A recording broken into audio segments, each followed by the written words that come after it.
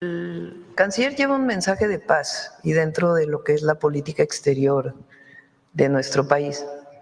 Por cierto, es importante aclarar que la primera vez que reconocemos a un embajador, en este caso embajadora, de Palestina, con todos sus derechos como embajador, es en nuestro gobierno. La primera vez que un presidente, una presidenta, en este caso la presidenta, entrega o recibe las cartas credenciales del Estado palestino y se reconoce como embajadora, a quien está hoy fungiendo como embajadora de Palestina, es con nuestro gobierno. Antes se reconocían representantes diplomáticos, pero no había habido embajadores. La primera vez que hay una embajadora palestina como tal reconocida es con nuestro gobierno. Eso es muy importante que se conozca. Lo segundo es que nosotros hemos acompañado desde el presidente López Obrador y ahora todas las denuncias que se presentaron junto con el gobierno de Chile por la situación que está viviendo Gaza. Y todo el posicionamiento de acuerdo con la comunidad internacional de que pare este genocidio en Gaza. Esa es nuestra posición. Y por supuesto, el reconocimiento de los dos estados, el Estado de Israel y el Estado palestino. ¡Wow, wow, wow, wow, wow! La presidenta de México, Claudia Sheinbaum Pardo, me hace sentir orgulloso por primera vez con respecto a su política exterior y me calla la boca. Y estoy contento de que con hechos me haya callado la boca, porque yo he sido muy crítico de la política tibia desde el gobierno de mi queridísimo AMLO, que en materia de política exterior y en materia particularmente del genocidio en Gaza, AMLO también se hizo muy escurridizo, fue muy buena ondita, no se quiso meter en problemas con Israel ni con Estados Unidos y se hizo como que la Virgen le hablaba. Claudia Sheinbaum mantuvo esa línea justificando falazmente que no estaba capacitada o facultada por la cláusula 10 del artículo 89, que le impedía intervenir en asuntos externos, cuando en realidad la interpretación estaba un poco distorsionada. Pero hoy reconozco que la presidenta de México, Claudia Sheinbaum Pardo, me ha callado la boca y me da muchísimo gusto. Me da muchísimo gusto porque estaba yo muy decepcionado de la política exterior de México, que hasta este momento había prevalecido de indiferencia, de timidez, aunque es cierto lo que dice la presidenta mexicana. Es hasta este momento que se reconoce y se le dan cartas credenciales a una embajadora palestina o a un embajador palestina, ya literalmente como se le da a cualquier embajador de cualquier país reconocido. México apenas en 2023 reconoció el Estado de Palestina. Aquí hicimos un recuento de cuáles eran los estados que han reconocido a Palestina y efectivamente es la primera vez. Ni Cedillo, ni Carlos Salinas de Gortari, ni López Obrador, ni Vicente Fox, nadie había recibido a embajadores representantes, sí, pero embajadores como tal, hasta con Claudia Sheinbaum, que es una embajadora palestina. Eso se lo damos por bueno. Y también, francamente, es muy valiente que en un contexto en el cual Donald J. Trump es un lacayo total de Netanyahu y el halconcito. ¿Ustedes han escuchado esta canción de Gavilano Paloma de José José? Bueno, pues a mí se me hace que Marco Rubio anda jugándose de la de Gavilán y al final va a terminar como Paloma, porque va por ahí amedrentando a todo el mundo, diciendo que casi el mundo no tiene derecho a opinar nada. No tienes derecho a opinar nada diferente a Trump. Trump dice que a los críticos hay que perseguirlos y aplastarlos.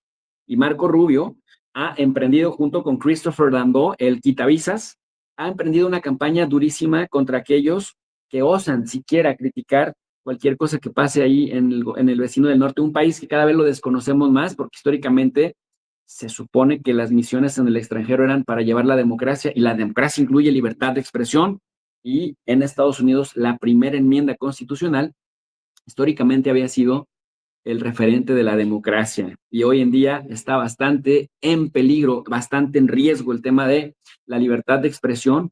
La enmienda número 1 de la Constitución se pone en riesgo total porque tanto Marco Rubio como Trump pues persiguen junto con el quitavisas Christopher Landó, que es muy persinado, todo el tiempo anda de católico, mostrando su visita en las iglesias católicas, y luego el tipo muy perro no acepta ninguna crítica y te amenaza, se pone en Twitter a pelear con los usuarios y a decirles que les va a quitar la visa. O sea, una cosa surrealista. En ese sentido, parece que era prudente, pero no era prudente, porque por otro lado, Claudia Sheinbaum y Andrés Manuel López Obrador habían impulsado el concepto humanismo mexicano. Y el humanismo mexicano es el desarrollo de políticas públicas centradas en la sociedad por el bien de todos, primero los pobres, pero no habíamos logrado llevar esto al plano internacional. En el plano internacional solo se solidarizaban con una parte de los afectados, pero no con la otra, y no se utilizaban los conceptos adecuados como el de genocidio, porque claro, una cosa es defenderse, como decía Pedro Sánchez, el presidente del gobierno español, y otra cosa es asesinar a más de 60,000 personas, más de 20,000 niños, más de 20,000 mujeres, gente que no tenía nada que ver con él jamás. Y en ese sentido, ustedes lo escucharon, fue clara la presidenta, suele ser muy tranquila y muy calmada para decir las cosas, pero no me hagan mucho caso, mejor escuchemos, porque hoy me da mucho gusto que la presidenta me haya callado la boca. Escuchen esto. Que está viviendo Gaza. Y todo el posicionamiento de acuerdo con la comunidad internacional de que pare este genocidio. A huevo, presidenta. Bien dicho. Gracias. Gracias por dignificar la institución presidencial. Gracias por dignificar la institución de la política exterior mexicana que históricamente se ha venido construyendo precisamente a partir de una posición jurista y juarista, porque una cosa es el respeto al derecho ajeno es la paz, pero otra cosa es quedar callado, hacer mutis ante injusticias tan brutales. Bueno, ustedes me dirán, profe, pero qué miedo con los gabachos, es que no presiones a la presidenta porque ella lo hace con cabeza fría para que Donald Trump y bla, bla, bla, y para que los israelíes no nos saboteen y no sé qué. Déjenme les platico dos historias. A pesar de los principios de no intervención, Lázaro Cárdenas del Río, presidente amadísimo, presidente que repartió las tierras, la reforma agraria tuvo sentido, la revolución mexicana tuvo sentido gracias a Lázaro Cárdenas, era bueno en política doméstica, pero también era un chingonazo mi presidente Lázaro Cárdenas en política exterior. Y nada más les pongo dos ejemplos de muchos otros. Cuando Estados Unidos nos intentó presionar junto con el Reino Unido, Lázaro Cárdenas dijo, con el tema de la expropiación petrolera, que por cierto, la expropiación petrolera se da a raíz de que empresas británicas y estadounidenses le faltaron el respeto al Poder Judicial y no quisieron acatar fallos de nuestra Corte Suprema de Justicia, y Lázaro Cárdenas les dijo, no van a respetar los fallos de nuestro Poder Judicial, expropiación petrolera, se decreta la expropiación. Y cuando Estados Unidos nos dijo, te vamos a invadir, entonces dijo Lázaro Cárdenas, órale, yo le voy a mandar petróleo a Hitler. Y ahí se calmaron las cosas. El segundo momento, en la Guerra Civil Española, Lázaro Cárdenas del Río valientemente abrió las fronteras de nuestro extenso país para que los perseguidos por la violencia franquista, fascista, española, se refugiaran en nuestro país. Por eso, una gran y próspera comunidad española vino a nuestro país en los años finales de los 30, principios de los 40, gracias a nuestro queridísimo presidente Lázaro Cárdenas, que sí se metía en broncas por temas de justicia internacional y que tenía una política exterior bastante humanista y bastante hermosa, que le salvó la vida a judíos de la Segunda Guerra Mundial con el gran Gilberto Bosques, que le salvó la vida a miles de españoles y, ojo, le salvó la vida, pues también, les digo una historia, estuvo a punto México de irse a una guerra contra Italia en 1937, porque México fue de los pocos que denunció la invasión italiana de Etiopía. Y hoy en día en Addis Abeba, la capital etíope, tienen un busto gigante de Lázaro Cárdenas y a la plaza se le llama Plaza México. ¿Por qué? Porque en tiempos de miseria para Etiopía y en tiempos en donde los fascistas de Italia, de Benito Mussolini, intentaron pisotear Etiopía, hubo un gobierno de un país muy lejano llamado México, que no tenía nada por qué meterse a África, a la África negra, y se metió y puso en riesgo buena parte de la estabilidad política y económica mexicana. Así que no me vengan a decir hoy, hay que ser prudentes, no vaya a ser que molestemos a Estados Unidos. Güey, métete a ver la historia de Lázaro Cárdenas, que defendió a los españoles de la Guerra Civil Española, las víctimas franquistas, defendió el poder judicial mexicano frente a los gringos y frente a los británicos, cuando las 7 hermanas que buscaban petróleo desesperadamente en nuestro país con amenazas de invasión, se pusieron a faltar el respeto a nuestro poder judicial y se decretó la intervención del Poder Ejecutivo con el decreto de la expropiación petrolera, 1938. Así que chútense esa. No, o sea, no es la primera vez que tenemos presión de Estados Unidos para ponernos del lado correcto de la historia, como lo hizo el gran Lázaro Cárdenas, y la defensa acérrima de Etiopía y la condena de el fascismo italiano invadiendo Etiopía. Así que no es la primera vez, no hay que tampoco, porque todavía faltaría romper relaciones con Israel y faltaría también seguirnos sumando a Sudáfrica en la acusación de genocidio contra Israel en la Corte Internacional de Justicia. Pero sí es un gran avance y gracias, presidenta, porque estaba yo muy decepcionado de la política exterior de México. Pero esto me devuelve la fe y me devuelve la esperanza en que tenemos una presidenta coherente también en asuntos internacionales. Importante que se conozca. Lo segundo es que nosotros hemos acompañado desde el presidente López Obrador y ahora todas las denuncias que se presentaron junto con el gobierno de Chile por la situación que está viviendo Gaza.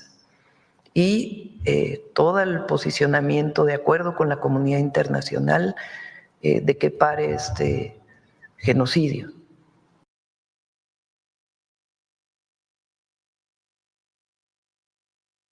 Ya lo escucharon, de que pare este genocidio, dice nuestra presidenta. En Gaza. Esa es nuestra posición.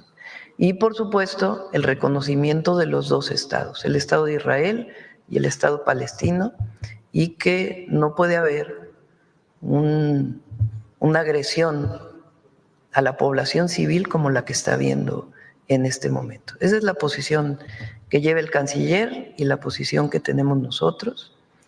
Y es importante que se conozca. Ahora que he estado recorriendo el país, ha habido pequeños grupos que han estado defendiendo a Palestina y es importante que se conozca la posición que hemos tomado desde el principio y buscando siempre como Estado mexicano, como nación, dentro de nuestra política exterior, la paz, la no intervención y la autodeterminación de los pueblos. Así lo establece nuestra Constitución y ese es nuestro posicionamiento.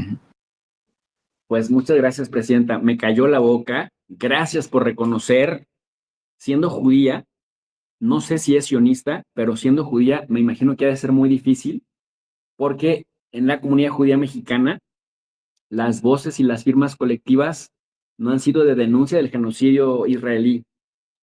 Y hoy que se celebra el Rosh Hashanah, muchos dicen, no vayan a aprovechar esto para meterse con el tema de antisemitismo y mucho bla, bla, bla, que han hecho muy flexible el tema del antisemitismo, pero hoy la presidenta da una gran muestra de coherencia y es, siendo de verdad muy difícil, siendo judía, no sé si sea sionista, pero siendo judía ha de ser muy difícil el concepto que acaba de mencionar, reconocer que Israel comete un genocidio, pero también habla de coherencia, porque buena parte de la comunidad judía que está en México llegó precisamente como víctimas perseguidas por el nazismo de la época de Hitler. Y Gilberto Bosques, nuestro diplomático estrella en la Segunda Guerra Mundial, dando visas mexicanas, salvó miles de vidas de judíos y de otras comunidades. Pero es coherente denunciar un genocidio, a pesar de que lo cometa un Estado con el que se sienten afines. Entonces, gracias, presidenta, felicidades. Y no solamente es México, y México no está exagerando. Naciones Unidas, voy al portal, al sitio web oficial. Miren ustedes, en el sitio web oficial, ya Naciones Unidas había dicho que pagó a un equipo de investigación para precisamente investigar si había o no genocidio. Y Naciones Unidas dice, Israel ha cometido genocidio. y les comparto directamente cuál es la postura. Miren ustedes, me voy a hacer chiquito para que aquellas personas que nos están viendo en su celular, en su teléfono móvil, vean ustedes acá. Dice lo siguiente: al matar, causar lesiones físicas o mentales graves, someter deliberadamente a condiciones de vida para destruir a los palestinos e impedir la natalidad en Gaza, las autoridades y fuerzas israelíes perpetraron 4 de los 5 actos genocidas definidos en la Convención para evitar ese crimen, concluye un informe de la Comisión Especializada de Naciones Unidas que ha investigado lo ocurrido desde el 7 de octubre de 2023 en ese territorio palestino. Esto dice Naciones Unidas, pero mi gente, quienes llevamos tiempo estudiando este tema con mucha seriedad, esto no empezó en 7 de octubre de 2023. Y la limpieza étnica, los asesinatos colectivos, los asesinatos políticos y el desarrollar políticas que evitaban los nacimientos de los palestinos ya llevan décadas. Hay que leer a Ilan Pappé, hay que leer a Amos Oz, hay que leer a Noam Chomsky, hay que leer a Shlomo Zand, hay que leer a Jesús López Almejo, ¿por qué no decirlo? Gente que ha documentado, el mismo Benny Morris, gente que ha documentado históricamente Alberto Jurani y Fred Holiday, el proceso de limpieza étnica y la injusticia de décadas en Palestina. Por esa razón, pues, acertada la presidenta, nuevamente retomamos el espíritu jurista, no juarista, jurista o jurídico de nuestra política exterior de México, que iba justamente enfocado por ahí. Y otra mexicana tuvo también una participación muy importante en Naciones Unidas. Me parece que su nombre es Cecilia Suárez, actriz mexicana que fue invitada, y esta señorita hizo una muy interesante participación que quiero compartir con todos ustedes. Nos reunimos como cada año en este mes para echar la mirada al mundo que hoy habitamos. Un mundo complejo, sin duda, entre múltiples conflictos armados, un genocidio en toda regla, una crisis climática cada vez más severa y el imparable avance de la tecnología sin un marco jurídico y claro, así como transparente. Y como cada septiembre, volvemos al tema que nos convoca, la equidad que mujeres y niñas siguen anhelando y demandando a lo largo y ancho de nuestro planeta. Tan solo en lo que llevamos en 2025, la lucha por la equidad de género presenta un déficit presupuestario de 420 billones de dólares. En contraste, la inversión global en gasto militar asciende a 2.718 billones de dólares. Y escúchenlo bien, 2.718 billones en armamento y guerra frente a un déficit de 420 billones en equidad de género. Es decir, el mundo hoy prefiere gastar 6 veces más en prepararse para el conflicto que en impulsar y salvaguardar a la mitad de su población, quienes, por cierto, también construimos economía. La pregunta inevitable es, ¿qué hemos normalizado para creer que tener los medios de destrucción es más importante que garantizar el desarrollo y las oportunidades de mujeres y niñas? ¿Hasta cuándo seguiremos pensando que se nos puede dejar vivir como ciudadanas de segunda? Podría también mencionar que el 90% de las organizaciones trabajando en pro de las mujeres han sufrido recortes financieros durísimos este año. La situación es crítica. Se necesitan recursos, reformas y liderazgo. Es liderazgo lo que se requiere de quienes hoy están aquí. Pues ahí tienen ustedes, queridos alumnos digitales, tienen a la actriz muy reconocida Cecilia Suárez, que dio una reflexión muy importante, muy interesante, y que duele y lastima reconocerlo. En el plano humano, en términos de conciencia humana, hasta dónde gastamos más en matarnos y en construir estructuras de dominación de unos sobre otros que en la coexistencia pacífica. Quiero aprovechar para saludar a mi queridísimo amigo, colega, profe de Rey también, el doctor Abraham Navarro, que hoy, bueno, pues atiende a una invitación que tengo ya algún tiempo elaborándole y hoy su agenda le ha permitido estar precisamente para hacer esta reflexión. Queridísimo doctor Abraham, muchas gracias por aceptar la invitación y bueno, ya sabes que este es tu espacio, el canal de tu profe de RI, pues también es tu canal porque también él es profe de RI. Bienvenido. Gracias, Jesús, por la invitación. Una invitación que acepto felizmente, por supuesto, por la oportunidad de convivir con tu persona. Y por otro lado, considero que esta invitación pues, es una oportunidad para expresar ideas en un momento urgente donde pues, creo que quien tenga un nivel mínimo de conciencia puede sentirse invitado a alzar la voz por pues poner la atención en este genocidio que está ocurriendo en nuestros días, quizás cuando uno ve pues, películas de uno de los temas más recurridos en la filmografía, pues, no solo estadounidense, sino incluso europea, que es el tiempo de la Segunda Guerra Mundial. Pues cuando uno ve esas películas hacía años, difícilmente podía uno pensar que ocurrieran matanzas del nivel que está ocurriendo en Gaza en este momento. Y claro que ha habido otras crisis, por supuesto que tenemos presente lo que ha pasado en África en los años 90, pero pues siempre hay una obligación de hacer conciencia y levantar la voz ante injusticias tan graves. Quizá me gustaría compartir contigo un concepto jurídico que es de gran relevancia en este momento. En el derecho internacional hay normas que se califican como jus cogens. Voy a explicar el término para que tengamos presente el peso de este tipo de normas. Jus cogens son normas que, por definición, son normas que obligan. Aunque parece algo un tanto repetitivo, es interesante el concepto. Jus pues nos permite tener palabras como jurisprudencia, significa ley, y cogens, que digamos es una palabra hermanada con el verbo en español coger, algo que obliga, algo que agarra, son normas que son obligatorias para todo actor internacional. Y en ese sentido, pues podemos citar como una de estas normas el principio de no cometer genocidio. Todo Estado está obligado a no cometerlo. Finalmente, pues porque hay una filosofía política detrás que ha dado, pues digamos, forma al mundo moderno, en el sentido de que los Estados no pueden rebasar ciertos límites. Y bueno, evidentemente lo que está ocurriendo en Gaza refleja precisamente esa gran crisis.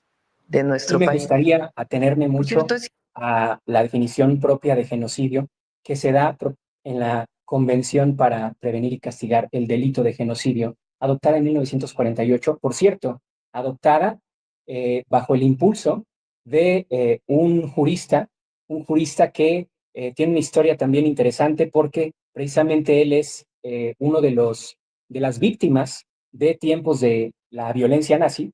Y bueno, en ese sentido, Rafael Lemkin, me parece, Lemkin es su nombre, y bueno, él es un promotor, tras haber sufrido esta barbarie de la violencia nazi, del principio de la adopción del concepto de genocidio. Y lo que quiero compartir con ustedes es lo siguiente: ¿por qué precisamente el análisis que aquí comenta mi colega, el profe de RI, apunta a la comisión al menos de 4 puntos de definición de este delito de genocidio? Déjenme también adelantarles que es un concepto muy serio el de genocidio, porque no se puede tomar a la ligera. Cuando se hace una acusación de genocidio, se tiene que probar que se han cumplido con ciertas cuestiones. Veamos, por ejemplo, el primer punto que apunta esta definición de la Comisión para la Prevención y Castigo del Delito de Genocidio. El primero sería la matanza de miembros de un grupo específico. Evidentemente, esto es más que obvio.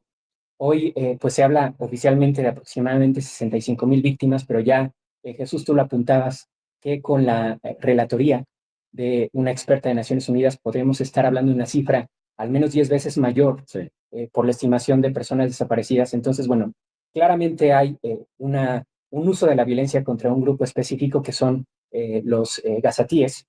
También existe el otro punto para la comisión del delito, que es la causa de daños graves físicos o mental esta población.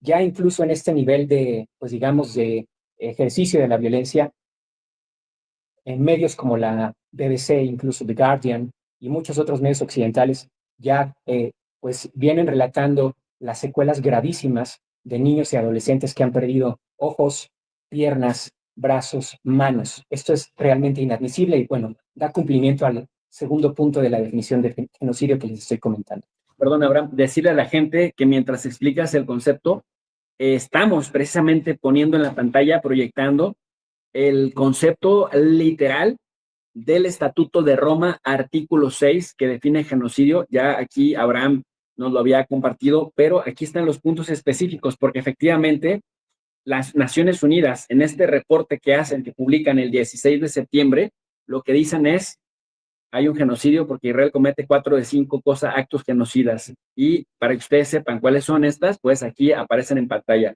Adelante, querido. Claro, continuamos apegándonos a lo que proyectas, Jesús, el sometimiento intencional del grupo a condiciones de existencia que haya de acarrear su destrucción física total o parcial. Bueno, hoy estamos hablando de que se ha estimado que las condiciones de ingesta nutricional de cada persona en Gaza hoy día es peor que en Auschwitz. Pues estamos hablando de este nivel de violencia. Sí. Se cumple el tercer punto. También que haya medidas destinadas a impedir nacimientos en el seno del grupo. Les doy un ejemplo de este tipo de medidas. El bombardeo de hospitales, donde evidentemente pues hay servicios obstétricos. Y al final, y me parece otro punto que me gustaría corroborar ya en mi estudio más profundo de ciertos documentos, si la relatora, por ejemplo, considera que hay traslado por fuerza de niños de grupo a otro grupo, yo creo que más bien lo que hay aquí es exterminio de la niñez, por lo cual ni siquiera se alcanza a cumplir este último punto. Entonces, bueno, quería introducir el tema de mi parte con estos comentarios. Pues súper pertinente, querido Abraham, súper pertinente, súper importante además hacerlo, porque en este momento en donde hay tanta flexibilidad conceptual, en donde si las cosas son como dice el concepto, o si no son como dice el concepto, o si cada quien lo puede interpretar como quiera, o si hay que apegarnos a lo que dice el concepto. Y bueno, me parece que hoy la presidenta Claudia Sheinbaum, con todo el dolor en su corazón de no atentar contra Israel, pero de reconocer al mismo tiempo que como presidenta mexicana tiene una deuda también con la posición mexicana histórica, que la posición mexicana es jurista, de apego al marco jurídico internacional. México es uno de los países que más contribuciones ha hecho a la normatividad internacional, principios que se establecen en nuestra Constitución, como en la fracción 10 del artículo 89, como la autodeterminación de los pueblos, la lucha por la paz y la seguridad internacionales pasa por reconocer que algo está pasando, que algo está ocurriendo, la cooperación internacional para el desarrollo, la solución pacífica de las controversias, el no al uso de la amenaza o del uso de la fuerza, o más bien la proscripción de la amenaza o del uso de la fuerza en las relaciones internacionales para resolver las disputas. Me parece que te habla de, si son principios constitucionales, pues de que se tiene la obligación de cumplir con ellos. Así que bien por la presidenta que hace por lo menos esta acotación. Todavía me sigue pareciendo un poco acotada, porque luego habrá mucha gente que diga, sí, profe, pero nos van a acosar los estadounidenses. Mencionaba el tema de Juárez, de Lázaro Cárdenas. Te quisiera preguntar al respecto, tú que también eres profe de Rey, y déjenme les platico algo. El valor agregado, además, de mi queridísimo amigo Abraham Navarro, que tengo aquí a mi lado, es que él es historiador de formación, o sea, es internacionalista, pero hizo una licenciatura en historia. Entonces, si alguien sabe de lo que habla cuando habla de procesos históricos en México, pues es Abraham Navarro, que además tiene esta dimensión internacional. La vida con Estados Unidos, la relación bilateral, Abraham, siempre ha sido difícil, siempre ha sido dura, pero Lázaro Cárdenas desafió a Estados Unidos en 1938 con la expropiación petrolera. Imagínate, super perros nuestros vecinos del norte, queriéndose meter en todos lados con la doctrina Monroe, queriéndose quedar con los recursos estratégicos de las naciones, y pues México les quedamos a tiro de cañón, y luego se les pone al brinco a los Estados Unidos, y luego se lanza contra el fascismo franquista español, y luego contra el fascismo de Benito Mussolini, defendiendo a Etiopía. ¿Qué opinión te merece, digamos, ese gran antecedente de política exterior del lado de la justicia internacional? Me parece que es una postura que refleja, primero que nada, un carácter autónomo de la política exterior mexicana, en el sentido de apegarse a principios que de hecho no están contrapuestos con la concepción digamos, del sustento moral del Estado moderno, que es reconocer los límites del poder del Estado mismo respecto a la vida o muerte de sus ciudadanos. En ese sentido, hay un imperativo moral para alzar la voz sobre abusos al sistema internacional que implican, por supuesto, una falta de respeto a la propia soberanía con la intervención de un país que hace uso de la fuerza, en este caso, en su momento, Italia, sobre la entonces llamada Abisinia, que después obviamente ya reconocemos como Etiopía, pero es eso, el apego a principios que se deben respetar en el marco internacional y que de cualquier forma no son contrarios a la propia doctrina Juárez, en el sentido de que el respeto al derecho ajeno es la paz. No se trata del derecho ajeno al Estado per se como un ente vacío, Claro. sino al Estado como un ente que se apega a un marco de derecho que respeta ante todo la vida de sus propios ciudadanos o la vida de los ciudadanos de otro país, cuando no hay una causa de guerra justa. Sin duda alguna. Pues ahí tienen ustedes, queridos alumnos digitales, no estamos maximizando lo que hizo la presidenta hoy. Estoy reconociendo que me da gusto, que me da esperanza, que me alegra el corazón, que mi máximo representante, porque además una persona por la que yo voté, que me estaba decepcionando la tibieza, 2 años se tardó México para decir, están cometiendo un genocidio en Gaza, pero ya lo dijo de su propia boca, en la mañanera, además, que es el lugar en donde la presidenta mexicana suelta metralla cuando quiere soltarla.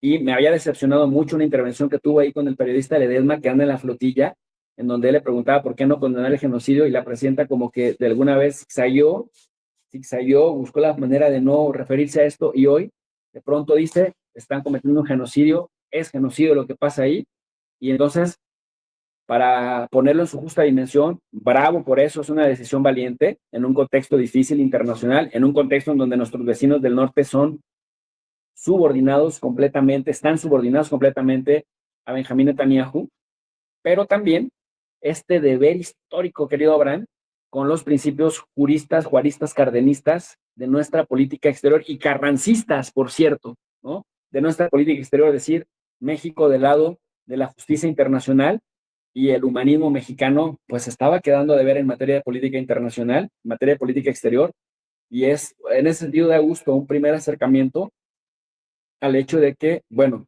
pues ya está habiendo más coherencia entre lo que se dice y lo que se hace, ¿no? Creo además, si me permites añadir esto, Jesús, que la coyuntura política actual exige que la doctrina Estrada de no intervención se interprete bajo este esquema principista, en cuanto a que claramente la no intervención pues se apunta hacia lo que está haciendo Israel en este momento, que como ya lo has comentado en otra intervención tuya, pues presenta un esquema muy agresivo con vecinos del Medio Oriente. Y en ese sentido, la no intervención, pues en este caso no cabe para acallar un reclamo legítimo sobre detener el genocidio en Gaza por parte del Estado mexicano. Sin duda alguna. Y miren, queridos alumnos digitales, aquí estamos citando lo que se viene diciendo desde hace por lo menos una semana, en la tercera semana de septiembre de este año 2025, la relatora de Naciones Unidas, Francesca Albanese, dice que los muertos en Gaza pueden ser 10 veces más de lo que se está reconociendo oficialmente, y se están reconociendo oficialmente como 65,000.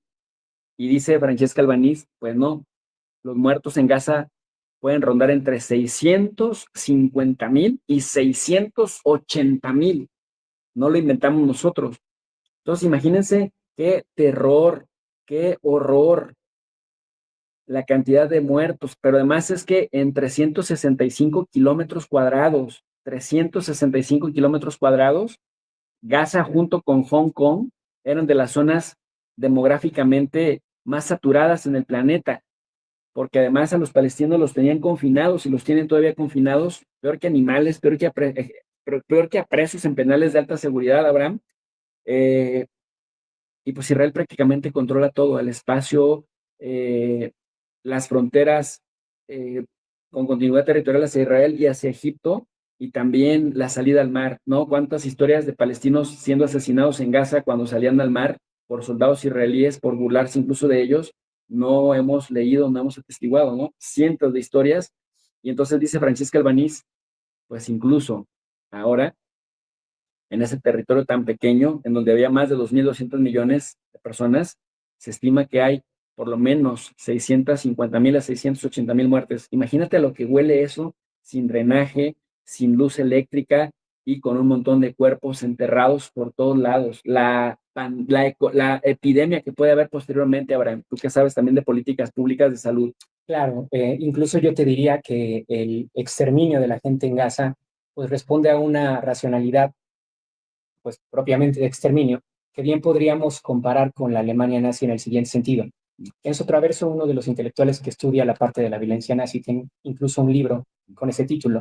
Menciona cómo el desarrollo de, digamos, los mataderos en Europa va a servir para que se conforme un esquema de, pues digamos, un matadero humano, que son lo que los nazis ya sistematizan como campos de muerte, distinguiéndolos simplemente de los campos de conservación de aislamiento, de concentración, perdón, que ya estudian los historiadores. En los campos de exterminio se busca eficientar industrialmente el proceso de exterminio, en este caso mediante la selección de los prisioneros débiles que se exterminan inmediatamente y aquellos que pueden servir para mano de obra para ayudar en el esfuerzo de guerra alemán. En ese sentido, hay una tecnología para exterminar a la gente que responde a estas premisas. En el caso de Gaza, lo que tenemos es una gran prisión, como ya tú lo has mencionado, y no hay ninguna racionalidad respecto incluso al uso de la gente como fuerza de trabajo o como incluso pues carne de cañón para experimentos biológicos terribles. Terribles. No, lo que tenemos es simplemente el exterminio por el control del ingreso de cualquier ayuda humanitaria, la destrucción total de la infraestructura, también el límite al acceso al agua, que ya se ha venido dando históricamente en Gaza desde muchos años atrás, antes de, obviamente, la crisis que estamos viendo actualmente. Entonces, hay una racionalidad del exterminio que ni siquiera apunta a una visión del otro como una fuerza de trabajo fundamental y que también es desechable, ¿no? Todo esto puede comprenderse con la llamada necropolítica, que creo que también has mencionado en algunos de tus videos anteriores, que pues básicamente habla sobre cómo un actor específico con una capacidad de poder sobre otro actor puede decidir sobre la vida o la muerte respecto a sus intereses específicos que pueden ser de orden geopolítico. Lo que está haciendo Donald Trump en el Caribe, Claro. rafagueando lanchas con personas a las que su prejuicio ideológico lo lleva a deducir que son narcolancheros y les disparan sin confiscarle las armas, sin confiscarle las drogas, sin investigar si siquiera iban armados, sin investigar quiénes son y sin mostrar pruebas de que lo que llevan en esas lanchas es droga.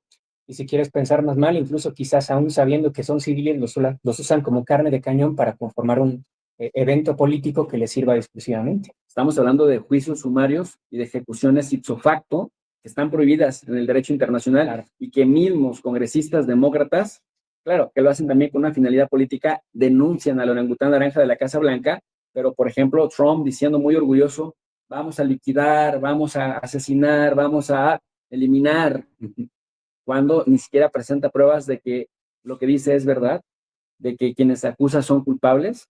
No, es muy ligerito para eso, pero ejecuta a la gente.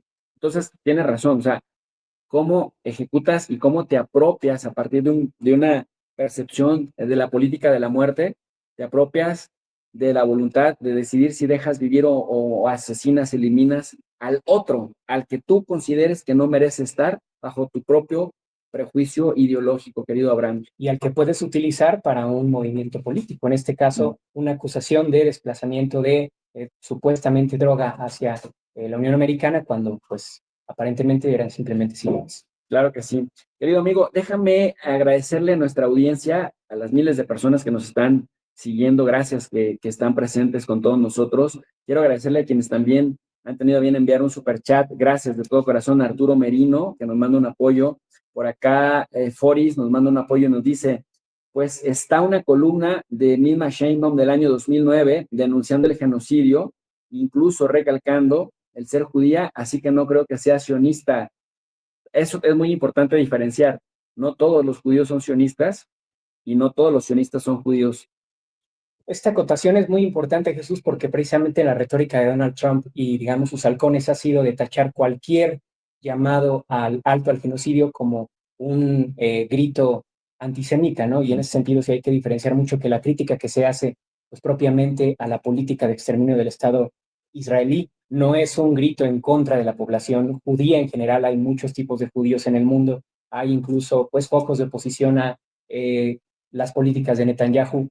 Quisiéramos ver una concienciación más profunda en general en Israel para oponerse a esto, no lo vemos, pero bueno, en general este llamado al genocidio no es un atentado o una expresión en contra de un grupo étnico específico, sino contra una política de Estado, que es una política de muerte.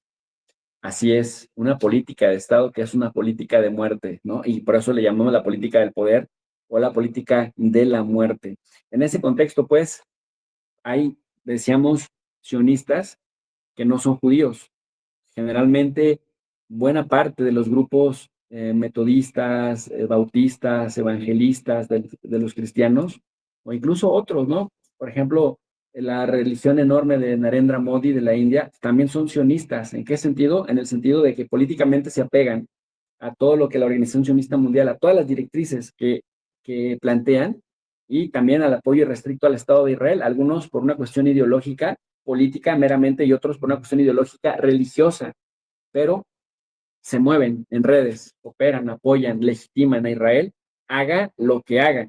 Y vemos que se han excedido y vemos que han cometido crímenes que los pondrán ahora del lado de los Hutus de Ruanda, del lado del Imperio Otomano en el genocidio contra los armenios, del lado de los nazis, del lado de los Khmer Rouge, ¿no? Que asesinaron también, que cometieron un genocidio, la eliminación de 1.6 millones de personas en el sudeste asiático, y que los pondrán pues del lado de todos aquellos, las Janjaweed en Sudán, que han cometido genocidio.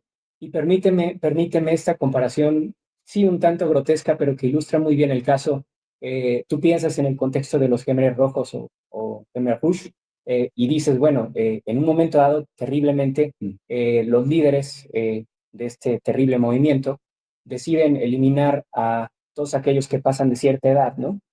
Y te quedas con una población joven susceptible de ser manipulada según su percepción. De cierta edad y de Sí, cierto nivel exactamente, académico. Exactamente, pero aquí en Gaza no tienes esa posibilidad, ni siquiera. Estamos hablando de pues, niveles de atrocidad terribles, ¿no? Y no estoy diciendo que para nada que el contexto de los Khmer Rojos fuera un paraíso, pero estamos hablando pues para dimensionar la crisis actual que se vive. Tenemos un genocidio que copia y ejecuta las peores prácticas de las camisas rojas, de los nazis y de las milicias Janjaweed de Sudán.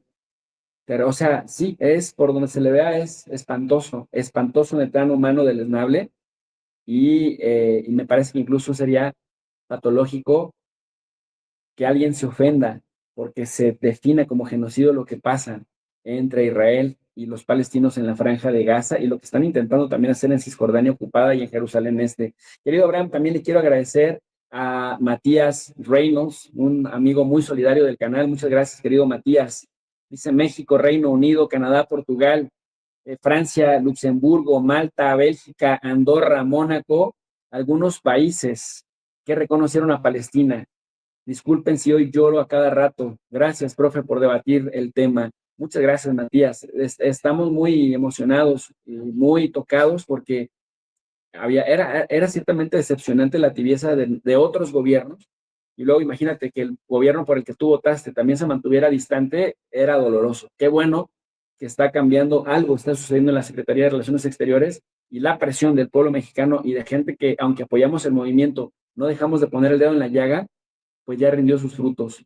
Gracias, Matías Reynolds, por regalar 20 membresías del canal para nuestra querida audiencia. Muchas gracias. Gracias también a mi querida Alicia en el canal de las Maravillas. 10 membresías del canal de Tu Profe de Rey para nuestra audiencia. Mi querida Lichita, siempre un ángel guardián de este espacio. Gracias.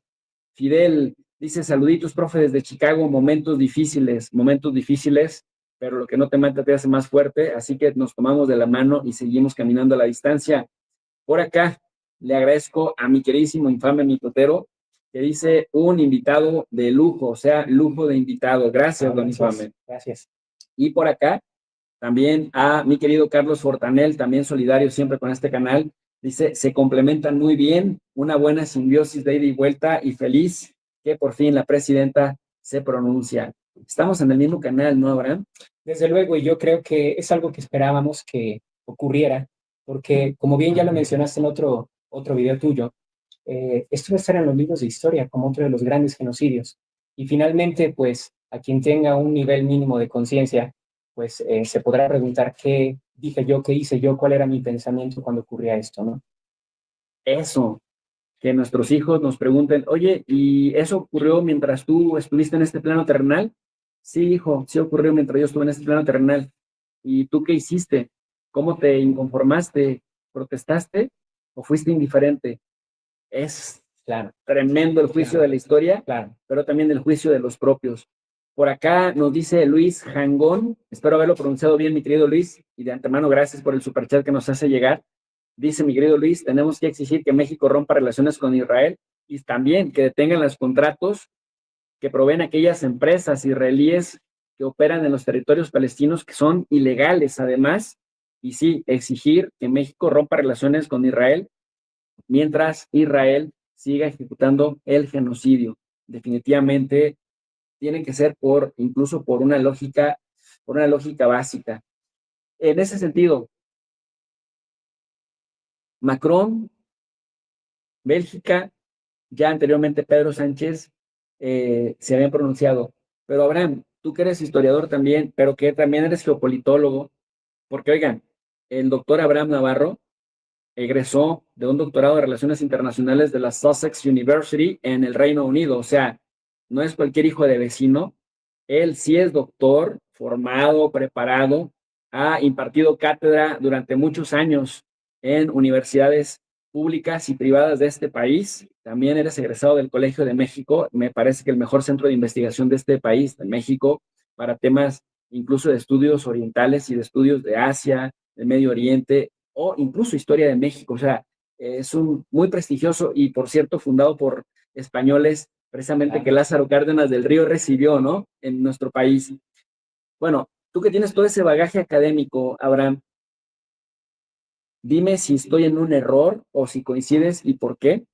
Cuando digo que si Macron, Pedro Sánchez, la Unión Europea en general, han impulsado una ola de reconocimientos a la que también se sumó Reino Unido, Keir Starmer, Australia y Canadá, Mark J.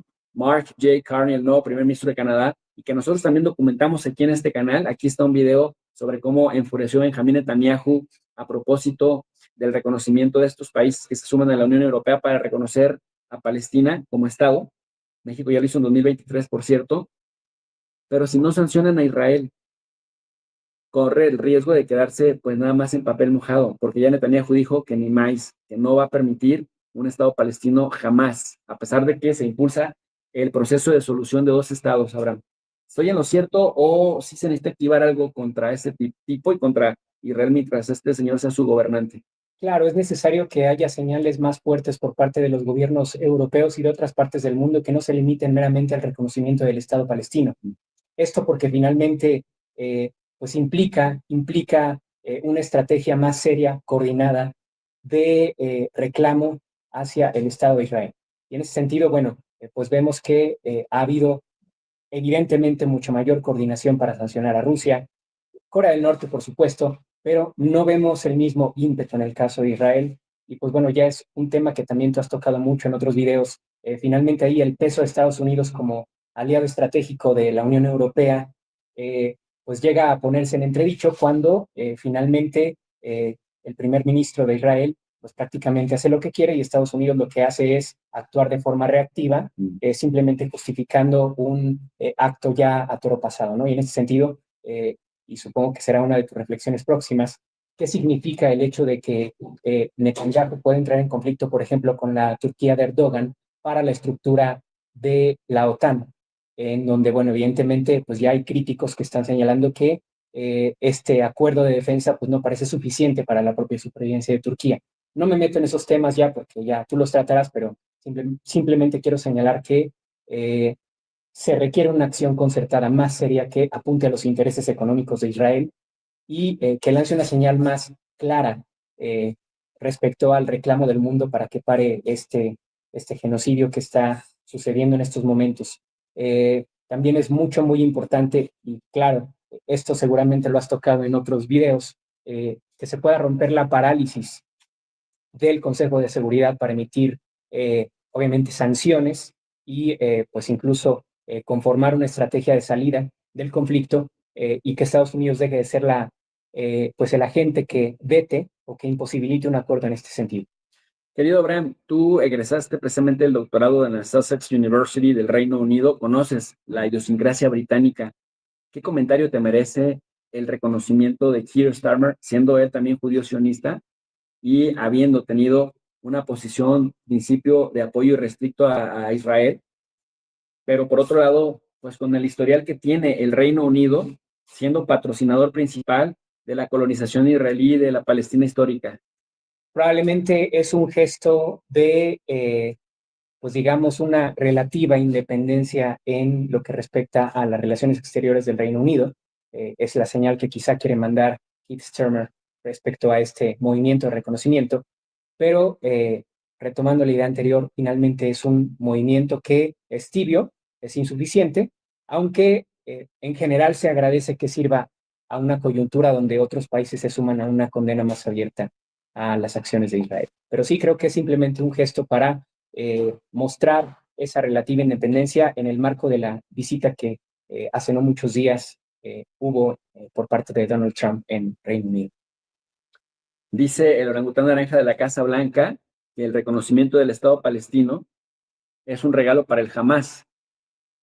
¿Es un regalo para el Hamás? No, claro que no. Claro que no. Es un reclamo fundamental. Mientras una población no goce del reconocimiento de Estado, se limita su capacidad para exigir derechos fundamentales, y en ese sentido es el derecho a no ser exterminados. Entonces, digamos, la atribución de la categoría de Estado, esa población tiene ahora el derecho de presentarse como un actor en las mismas condiciones que cualquier otro actor del nivel internacional. Y evidentemente aplican las reglas que ya hemos mencionado, ¿no? Ahora, querido Abraham, algo que me interesa mucho, puesto que conoces la cultura británica, también pues conoces la cultura estadounidense y obviamente pues las reglas del sistema internacional. Y hay un gran debate sobre qué será mejor, la solución de dos estados, es decir, Palestina e Israel coexistiendo pacíficamente con fronteras bien delimitadas, con contiguidad territorial para los palestinos, como estipulaba la resolución 181-2 de noviembre de 1947, o un estado pluriétnico y plurirreligioso. Bueno, en principio, mucho se ha apoyado, o muchos han apoyado la opción de la definición de dos estados que coexisten, un estado palestino y un estado de Israel. Probablemente la solución ahora pues apunta a algo que no puede evitar esa solución, aunque evidentemente cuando uno revisa la historia de desplazamientos, de cooptación de la tierra por el uso de la fuerza, que forma parte de la formación del propio Estado israelí, pues evidentemente se siente el peso de una injusticia internacional sobre todo lo que ocurrió desde pues, propiamente el papel de Reino Unido en ese sentido. Pero bueno, quizás la solución es definir esa convivencia entre dos estados, donde además, y tocando el punto de la otra posibilidad, haya un respeto a la diversidad religiosa y política, en el sentido de que pues, la propia Jerusalén es un ejemplo de una ciudad donde hay convivencia de distintas religiones, ¿no? Entonces, en ese sentido, idealmente debería de haber una tolerancia a la diversidad en ambos estados, ¿no? Creo que quizás sea difícil pensar en una solución que no incluya la coexistencia de dos estados, pero bueno, aquí pues dejo el terreno abierto para escuchar tu opinión sobre este mismo punto. Sí, mira, por un lado, dicen, ya Israel ha penetrado tanto las colonias israelíes, con sus colonias en Palestina, ya Israel ha colonizado tanto que ha ejecutado una política de hechos consumados. De hecho, el mismo Netanyahu hace un par de días apareció diciendo, nunca vamos a permitir un Estado palestino que nos ponga en riesgo, bla, bla, bla. La cosa es que seguirlos tratando como subhumanos es insostenible, porque no tienen los mismos derechos que los judíos.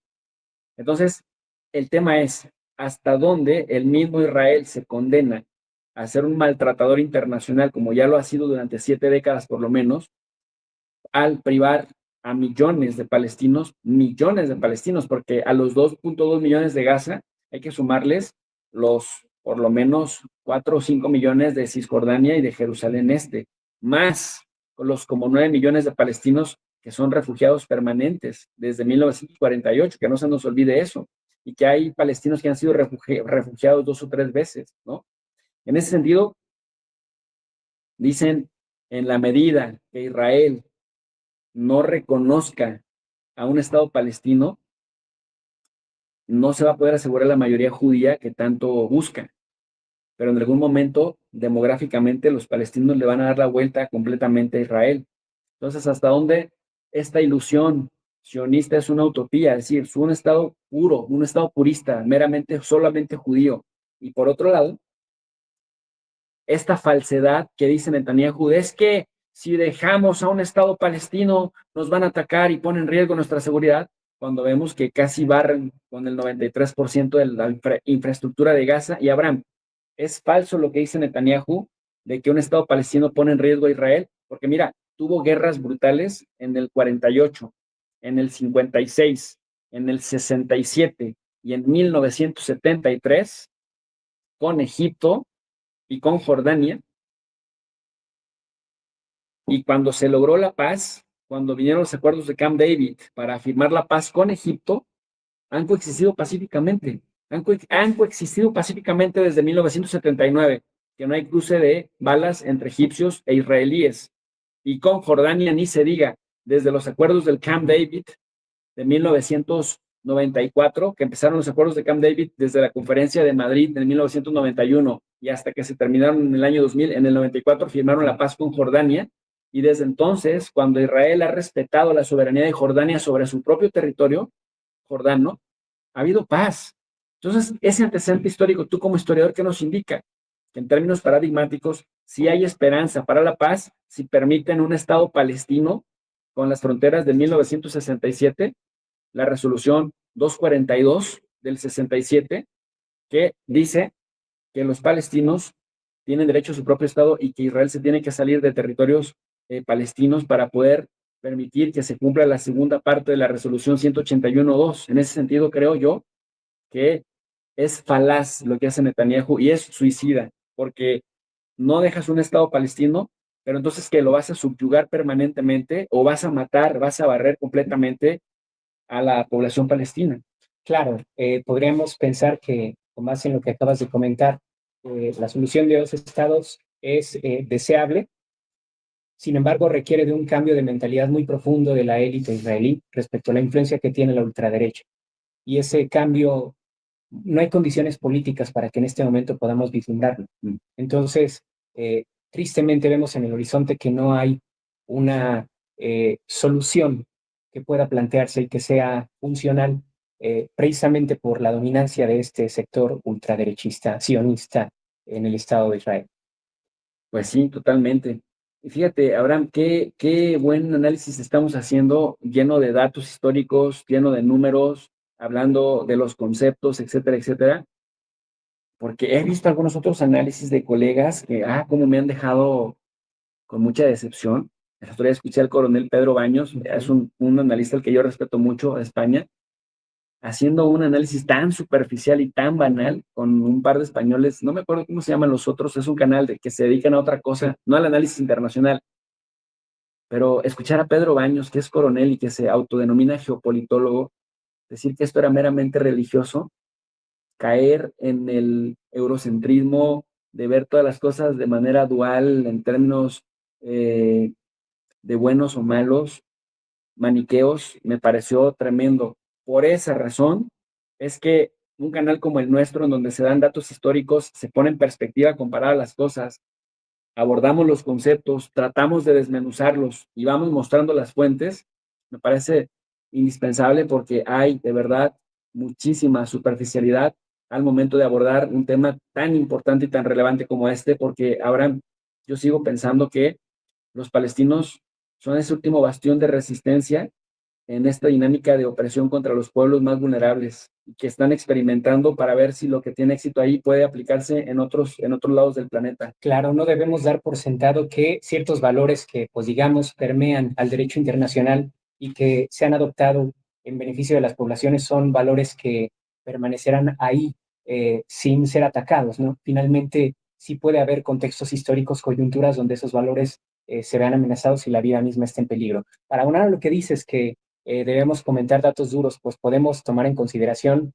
que la esperanza de vida en Gaza pasó en los últimos meses de 75.5 años a 34.9. Wow. Estamos hablando que el promedio de vida más o menos de esos números corresponde por ahí de 1910. Es decir, en ese nivel de crisis estamos, ¿no? Como ya le había mencionado, la ingesta calórica está contemplada como menor a la que se tenía para los prisioneros de Auschwitz. Y bueno, ya hemos mencionado que se estima oficialmente 65,000 personas muertas, pero esto podría ser 10 veces mayor, ¿no? Entonces es una crisis bastante grave. Y como dices, hay analistas que quizás lo pueden ver solo en términos de buenos y malos. Yo creo que aquí, al menos mi postura, sería siempre considerar la ambición del acceso y control de los recursos, de lo que habla las distintas corrientes geopolíticas, tanto clásica como más recientes, incluso la geopolítica crítica. Sí. Y también se debe tener en cuenta que dentro de, digamos, el arsenal de posibilidades de acción por parte de los actores, puede estar cometer acciones que violan flagrantemente el derecho internacional. Entonces, ver los intereses no nos imposibilita para también señalar pues, aspectos de principios y moralidad que están en juego también aquí, ¿no? Pero sin perder de vista que lo que suele darnos una lectura más atenta de cómo ciertos actores buscan controlar otras zonas o otros grupos étnicos, pues tiene que ver con el acceso a la tierra, el control de los recursos, el control del agua, de las rutas de comercio, y todo esto está en juego, por supuesto. Pues, querido Abraham, ¿qué te puedo decir? Estoy totalmente de acuerdo con lo que acabas de mencionar. Amiel Almanza, muchas gracias por el super sticker. Y yo te combinaría, te invitaría fuertemente, mi querido amigo, a que hagas un canal, porque eres un analista excelente, haces análisis muy serios, muy rigurosos, tienes formación increíble, y creo que hoy en día las redes sociales necesitan espacios en donde hay analistas serios que vayan más allá del maniqueísmo, que vayan más allá de posturas ideológicas y que tengan valor sobre todo para decir las cosas. ¿Ustedes qué piensan, queridos alumnos digitales? Invitamos al doctor Abraham Navarro a que haga un canal en YouTube, y si lo hace se suscriben.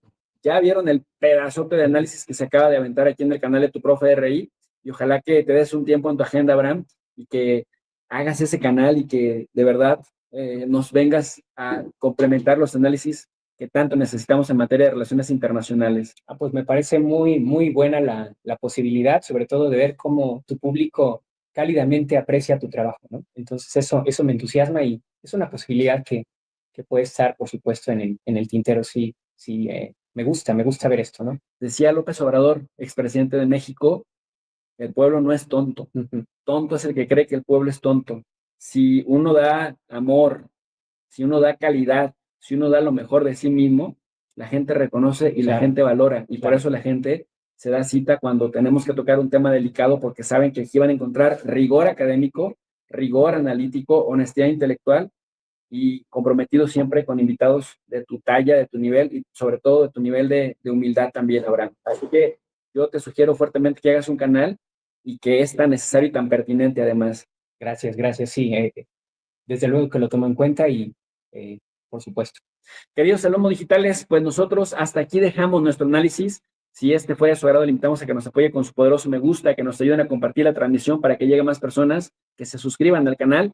Y yo, de la alegría que me da que México haya dado un paso discreto, pero en el sentido correcto, me despediré con ustedes, además de invitándoles a que se suscriban al canal.